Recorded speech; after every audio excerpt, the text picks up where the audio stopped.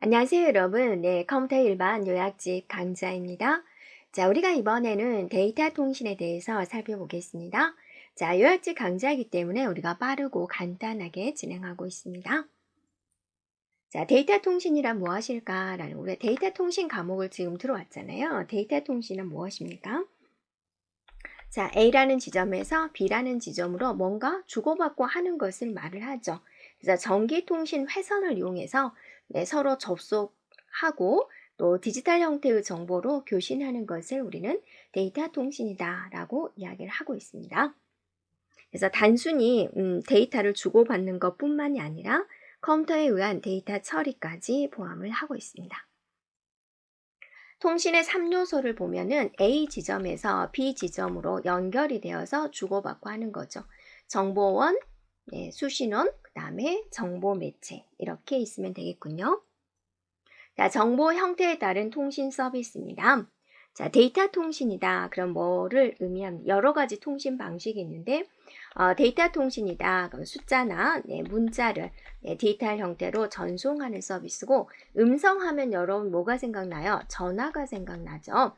그래서 전화망을 이용해서 전달하는 것.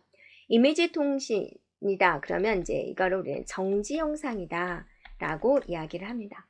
영상 통신이다. 그러면 우리는 이제 동영상을 전송하는 것이다. 멀티미디어다가 멀티미디어 여러 매체를 전송하는 겁니다. 그래서 대표적인 것으로 전자우편이 데이터 통신이고 음성은 이제 전화가 되는 거고 이미지 통신은 이제 팩스가 되는 거고 영상 통신은 이제 TV 방송이나 영상 회의가 되고 여러 가지 멀티미디어 매체를 전달하는 것 원격 교육, 원격 진로, 원격 회의 이런 것들이 있다. 그냥 이해하는 데 도움이 됐으면 되겠습니다. 정보 시스템에 대한 발전입니다. 제1의 통신이다. 그러면 이제 우린 전신기, 모르스 기호를 말을 하고요. 2의 통신이다. 그러면 이제 전화기를 이야기하고 자, 3의 통신에 이러한 것들이 있는데 반자동 방공망 시스템 및 SHE가 있습니다. 네, 그래서 이게 이제 세계 최초의 데이터 통신 시스템이다 라고 이야기를 하고 자, 그 다음 세계 최초의 상업용 데이터 통신 시스템이 있고 인터넷의 기원 아파넷이 있습니다. 무선 통신을 이용한 이제 컴퓨터 네트워킹 시스템을 이제 알로하다 라고 이야기를 하고 있습니다. 이것도 이제 통신 시스템에 대한 전반적인 이해를 말하는 부분입니다.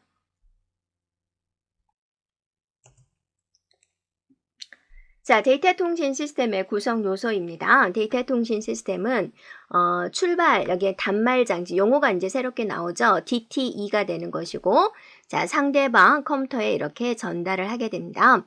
자, 그러면 이제 뭐를 통해서 전달을 할 거냐라는 거죠. 네. 자, 이거는 뭐냐면 어떤 회선을 통해서 갈 거냐라는 거예요.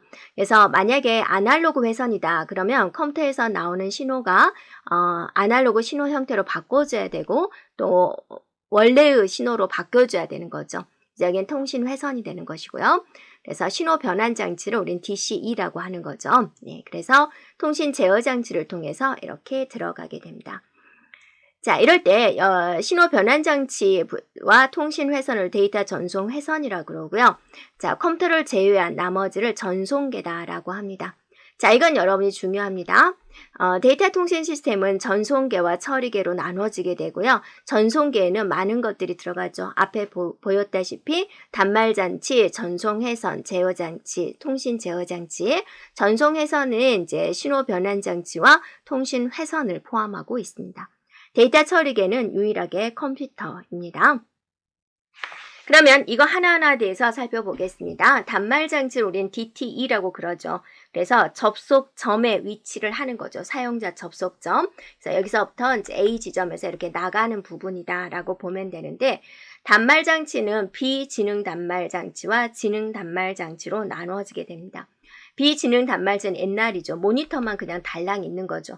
처리 기능이 안 보입니다. 네, 그래서 컴퓨터 통신 회선으로 연결된 별다른 컴퓨터에서 이제 모든 걸 처리해 주는 것을 말을 하고 지능 단말 장치다라고 하면 이 모니터에 처리기가 같이 플러스 된 거를 말을 합니다. 우리 여기서 말하는 단말 장치는 우리가 이제 비지능 단말 장치를 말하고 있습니다.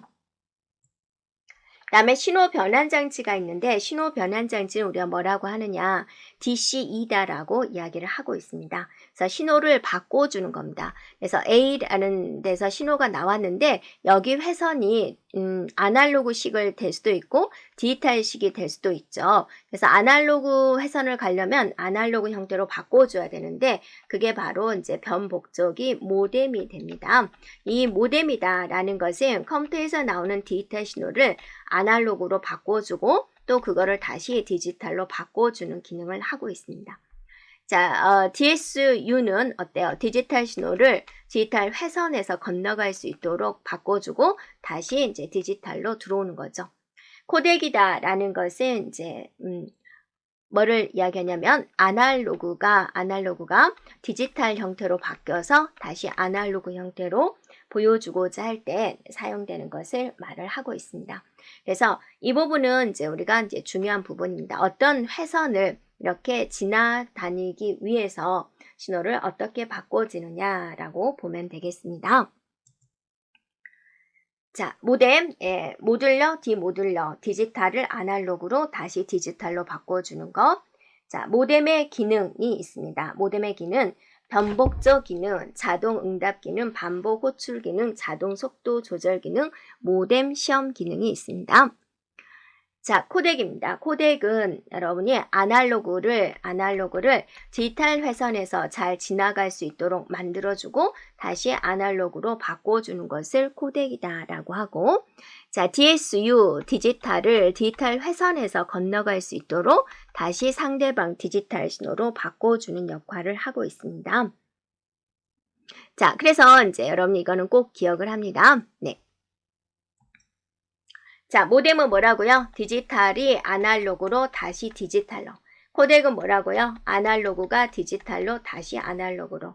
DSU가 뭐라고요? 디지털. 그래서 아날로그 회선, 디지털 회선, 디지털 회선 이렇게 이용하고 있습니다.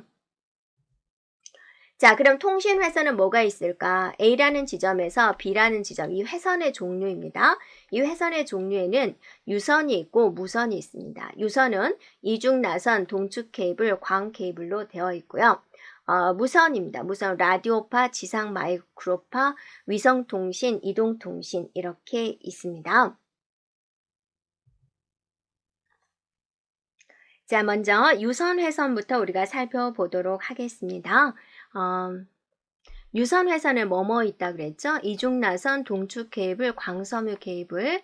무선 회선에는 라디오파, 지상 마이크로파, 위성통신, 이동통신이 있습니다. 우리가 기억할 것은 이제 유선 회선에 대해서 기억해 주면 되겠고, 위성통신에 대해서 기억하면 되겠습니다. 유선 회선에는 이제 두 지점 간이 실제적으로 물리적으로 연결되어 있는 것을 말을 하죠. 이 유선 회선에서는 꼬임선, 동축 케이블, 이제 광섬유 케이블이 있는데요. 자, 꼬임선에 대해서 보겠습니다. 꼬임선은 UTP다, FTP다, STP다라고도 이야기를 하고 있습니다. UTP다, STD의 차이점 뭐냐면 얘는 단순히 케이블을 나선형으로 꼬았는데 STD는 하나하나 피복을 모두 입혀 놓았습니다. 꼬는 이유는 자기장의 영향을 조금 덜 받자라는 의미였고요. 자, 그래서 이거는 이제 구리선 두 가닥씩 서로 균일하게 꼬아서 만든 것이다 라는 겁니다.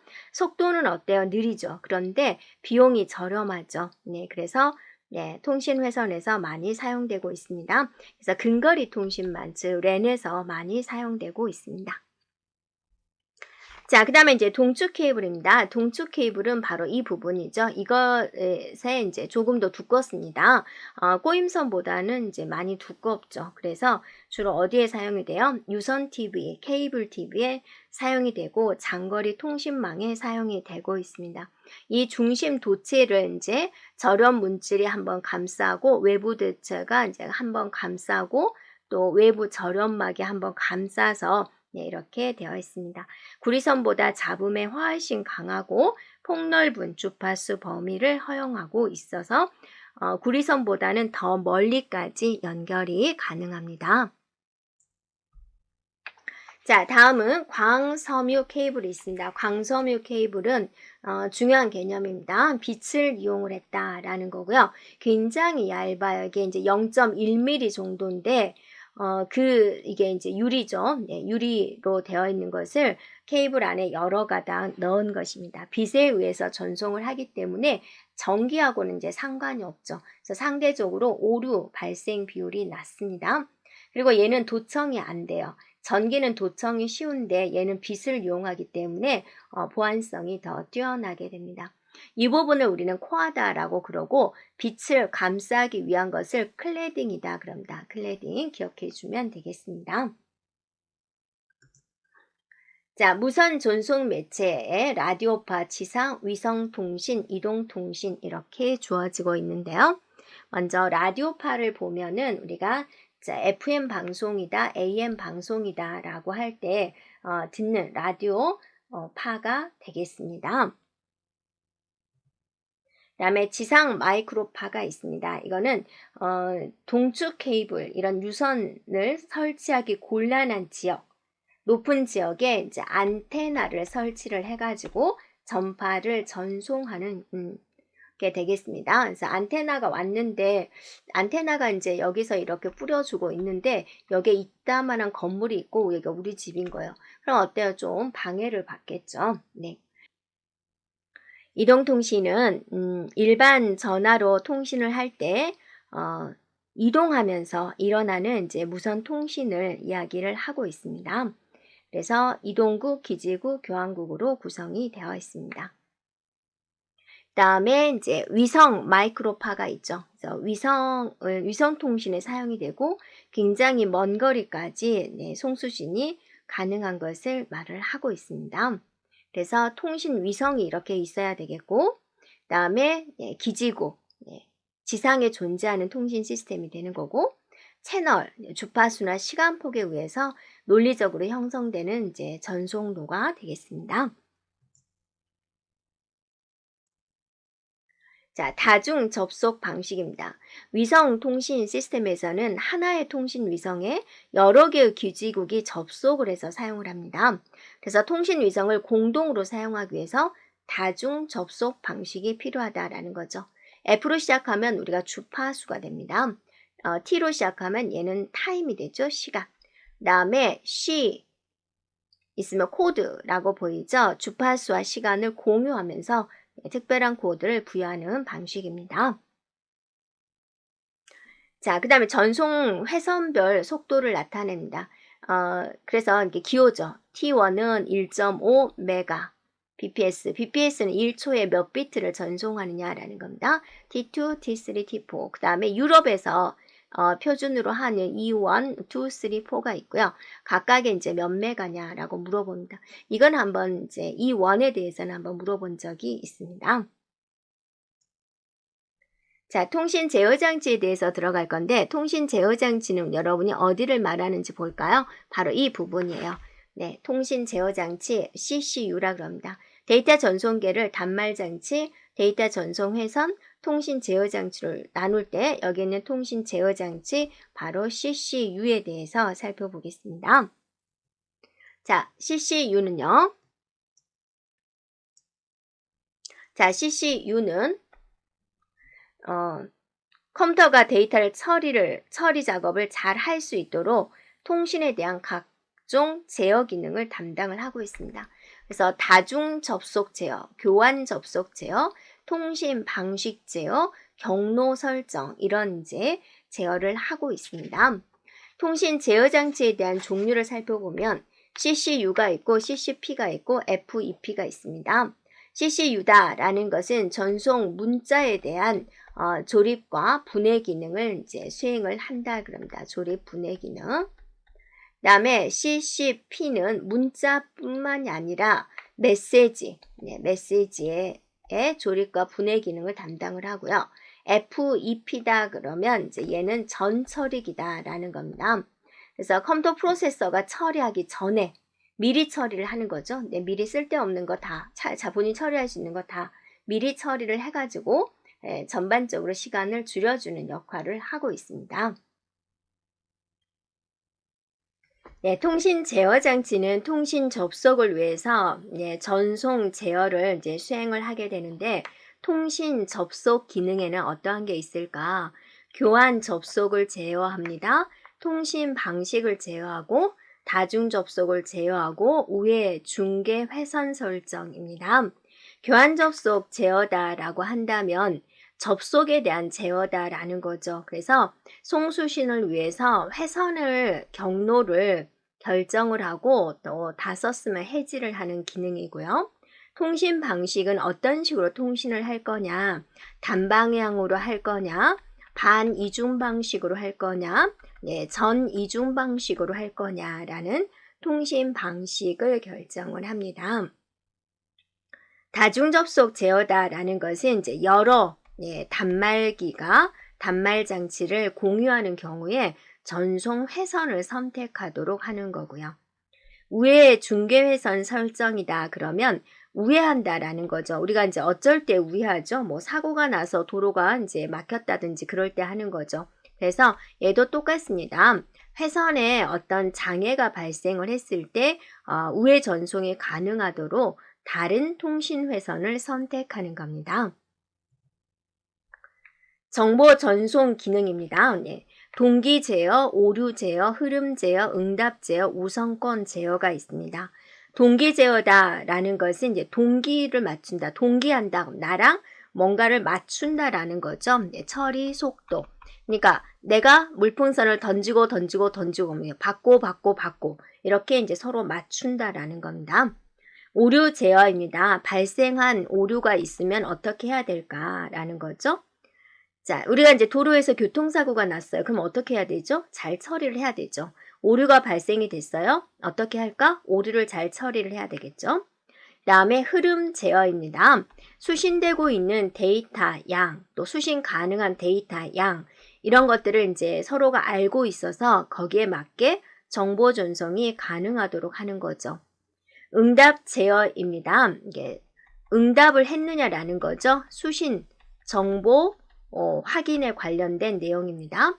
우선권 제어, 우선권이 있는 것을 긴급으로 정보 전송을 하는 그런 기능이 되겠습니다. 자, 데이터 전송 이론입니다. 데이터 전송 이론에서 이제 신호를 보면은 우리가 신호는 크게 아날로그 신호와 디지털 신호로 나누어지게 됩니다. 아날로그 신호는 이렇게 곡선으로 되어 있고요. 디지털은 0과 1, 0과 1로 이렇게 되어 있습니다. 연속적인 펄스로 되어 있습니다. 네, 그리고 이제 우리가 또 무슨 단어가 나오냐면 주파수라는 단어가 나오죠. 그래서 1초에 몇 번에 이렇게 했느냐라는 거죠. 그래서 자, 이때 명령어가 수행이 되기 때문에 일단 1초 동안에 많이 들어와야 됩니다. 네. 그래서 예를 들어서 8Hz다. 그럼 1초에 8번 반복이 일어났다라는 것을 의미를 하고 있습니다. 그리고 그래서 주기다. 라는 것은 이제 무엇이냐면 이렇게 되는데 얘 같은 경우는 1초에 한 번, 두 번 일어났죠. 그럼 2Hz가 되는 거죠. 이걸 뭐라고 이야기하나요? 주파수다라고 이야기를 합니다. 1초 동안에 이렇게 일어났다라는 거죠. 이 한 번 파형이 일어났을 때는 얼마인가요? 0.5가 되겠죠. 그걸 우리는 주기다 그래요. 그래서 주기는 주파수와 역수의 관계가 존재합니다. 2니까 주기는 2분의 1, 0.5 이렇게 된다라는 거고요. 그 다음에 이제 저주파가 있습니다. 저주파는 자 1초에 이렇게 되면 우리가 한 번 고주파다라고 한다면 1초에 이렇게 세 번 이게 더 숫자가 낮죠. 그래서 저주파, 고주파 이렇게 말을 하고 있습니다. 자, 그 다음에 이제 주요 데이터의 주파수입니다. 보통 사람에 대한 음성 주파수, 고주파, 초단파, 극초단파, 초고주파 해서 약자로 이렇게 사용을 하고 있습니다. 그래서 해당되는 거 30MHz까지 300MHz, 3000MHz, 30,000MHz. 자, 순서만 알면 좋겠죠. 순서 알고 여기다 공을 하나씩 더 붙여가면 되겠습니다. 그리고 이제 용어 중에서 대역폭이다 라고 있습니다. 상한 주파수에서 하한 주파수를 빼겠다. 음성이 300에서 3400이다. 그러면 하한, 상한 두 개 빼면 3100. 이때의 대역복은 3100이군요. 이렇게 말을 한다라는 거고요. 진폭이다. 그러면 이제 높고 낮음, 이제 어떤 중심에서부터 진폭이 크다, 작다. 우리가 이제 막 소리 지르는 사람도 이렇게 되죠. 낮은 소리 이렇게 되죠. 이렇게 진폭이 클수록 큰 소리가 나는 방식입니다. 자, 신호의 종류에 따라서 아날로그 전송과 디지털 전송에 대해서 살펴보겠습니다. 아날로그 전송이다 라고 하면은 신호의 감쇄가 심하다라는 겁니다. 이렇게요. 그래서 먼 거리를 전송을 할 때는 이제 신호가 이제 가다가 꺼지는 거죠. 이렇게 꺼지면 증폭키라는 것을 달아서 다시 신호를 올려주는 것입니다. 신호를 올려줄 때 모든 것을 같이 올려줘요. 그래서 잡음도 같이 올려주는 거죠. 그래서 잡음이 들어가서 일그러지는 현상이 나타날 수 있다라는 겁니다.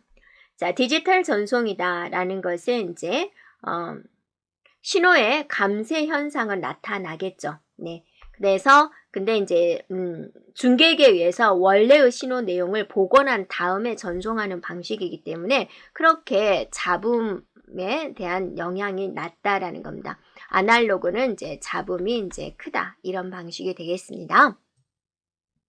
전송 방향에 따라서 단양통신, 반이중통신, 전이중통신이다 라고 나오는데 단양통신은 한쪽으로만 무조건 가는 거죠. B에서 A로는 갈 수가 없습니다. TV, 라디오 이렇게 기억해 주면 됩니다. 자, 이거는 의외로 종종 나오고 있습니다. 반이중은 A에서 B로 보낼 수 있고 B에서 A로 보낼 수가 있지만 동시에는 안 되는 겁니다. 예를 들면 뭐가 있어요? 네, 무전기가 있습니다. 자, 전이중통신은 A와 B가 상호 동시에 전송할 수 있는 방식을 말을 하고 있습니다.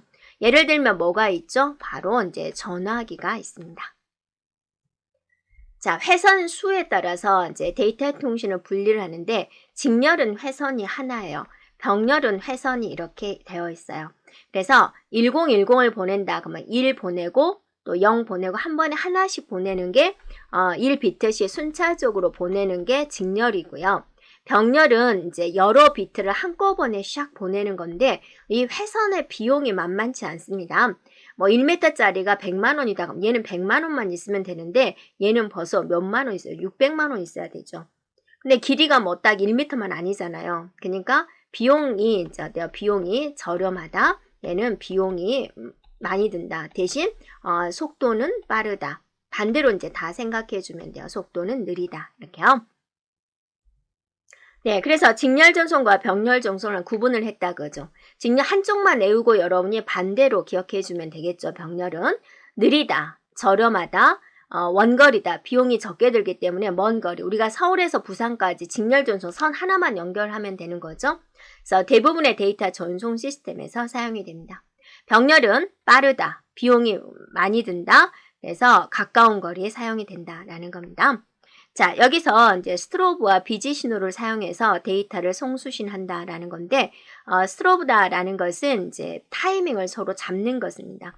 야, 준비해 해가지고 데이터 전송할 거야 해서 이제 서로 타이밍을 잡는 용어입니다. 자, 비동기 전송과 동기 전송에 대해서 이제 살펴보겠습니다. 동기다, 그 뭔가 맞추는 것이에요. A와 B가 물풍선을 주고받는데, 던지고 받고 하면 리듬감이 있어서, 괜찮죠. 그런데 서로 다른 일을 하고 있다가, 자, 할 때는 어때요? 무작정 던지면 얘가 못 보잖아요. 야, 물풍선 던질 테니까 나 좀 봐 해가지고 하는 것은, 자, 비동기 전송이다 라고 합니다. 예. 그래서, 어떤 일을 하는 데 있어서 시간적 길이의 오차가 발생되면은 이제 좀 문제가 생기죠. 네, 그래서 이걸 해결하기 위해서 우리는 동기화 과정이 필요하다. 서로 맞추기 위한 겁니다. 자, 그래서 비동기전송과 동기전송을 우리가 구분을 해볼 거냐면 동기전송은 어때요? 서로 다른 일을 하고 있다가 야, 물풍선 던질 테니까 나 좀 봐. 이렇게 말하는 게 비동기 전송이죠. 그래서 한 번에 한 문자씩 보내는 겁니다. 한 문자씩.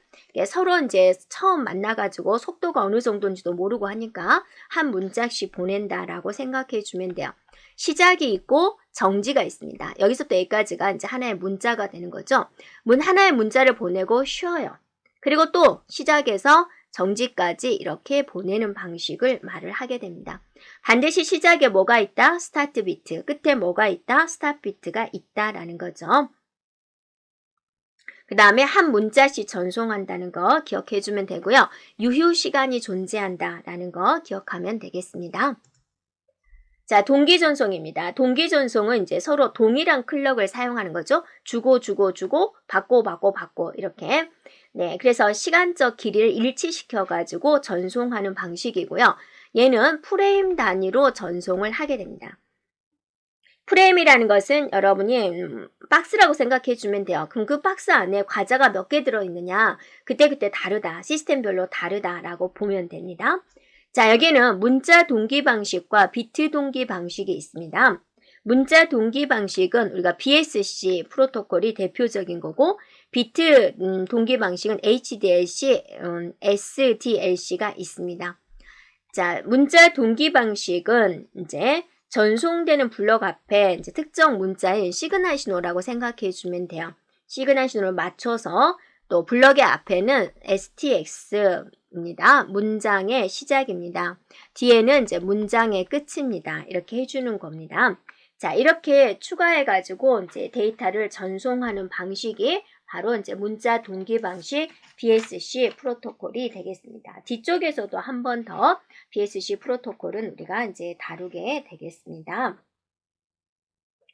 자, 그 다음에 비트 동기 방식에 이제 HDLC, SDLC가 있는데, HDLC는 우리가 이제 많이 시험 문제에 나오고 있죠. 그래서 중요한 부분이니까 우리가 기억을 해주면 되고요. 얘는 이제 시작 부분에 플래그, 끝에 플래그가 됐습니다. 맨 앞과 뒤에 플래그가 붙어서 진행을 하게 됩니다. 네. 자, BSC와 HDLC는 좀 뒤쪽에 나오니까 또 그때 더 자세히 살펴보도록 하겠습니다. 네. 자, 여기까지 진행하겠습니다.